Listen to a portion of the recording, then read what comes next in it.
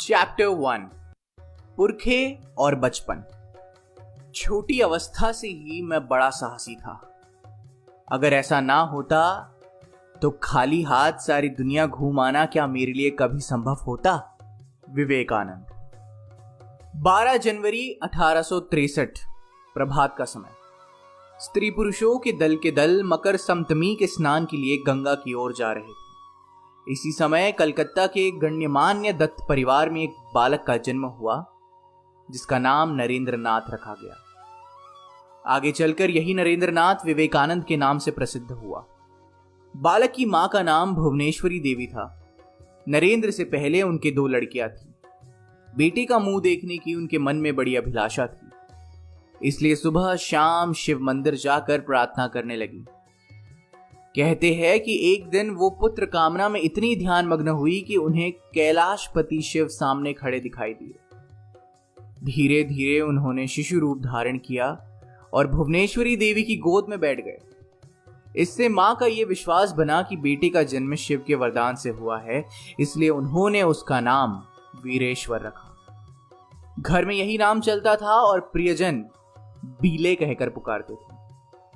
कलकत्ता में कायस्थ वंश के कई दत्त परिवार थे। इन परिवारों में बहुत से योग्य और विद्वान व्यक्ति पैदा हुए। विवेकानंद के समकालीन इतिहासकार रमेश चंद्र दत्त उनमें से एक थे। विवेकानंद का जन्म इसी कायस्थ परिवार में हुआ था, पर रोलाम ने उन्हें क्षत्रिय वंश में उत्पन्न होना बताया। शायद उन्हें यह भ्रांति इसलिए हुई कि खुद विवेकानंद ने विदेश यात्रा से लौटकर अपने मद्रास के भाषण में प्रसंगवश कहा था। एक बात और, मैंने समाज सुधारकों के मुखपत्र में पढ़ा कि मैं शूद्र हूं और मुझसे पूछा गया था कि एक शूद्र को सन्यासी होने का क्या अधिकार है। तो इस पर मेरा उत्तर यह है कि मैं उन महापुरुष का वंशधर हूं जिनके चरण कमलों पर प्रत्येक ब्रह्मांड यमाय धर्मराज्य चित्रगुप्ताय वै नमः उच्चारण करते हुए पुष्पांजलि प्रदान करता है और जिनके वंशज विशुद्ध क्षत्रिय है। यदि अपने पुराणों पर विश्वास हो तो इन समाज सुधारकों को जान लेना चाहिए कि मेरी जाति ने पुराने जमाने में अन्य सेवाओं के अतिरिक्त कई शताब्दियों तक आधे भारत का शासन किया था।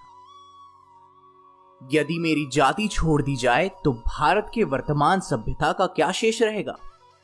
अकेले बंगाल ही में मेरी जाति में सबसे बड़े दार्शनिक, सबसे बड़े कवि, सबसे बड़े इतिहासज्ञ, सबसे बड़े पुरातत्ववेत्ता और सबसे बड़े धर्म प्रचारक उत्पन्न हुए।